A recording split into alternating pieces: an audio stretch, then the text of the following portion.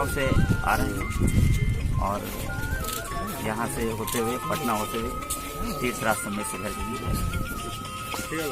आपका परिचय?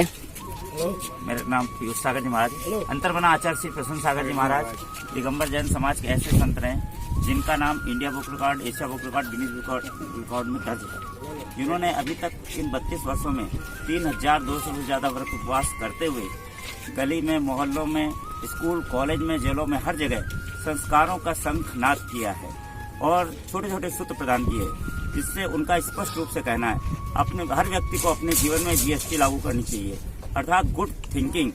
जी का मतलब गुड थिंकिंग, अच्छे विचार रखो।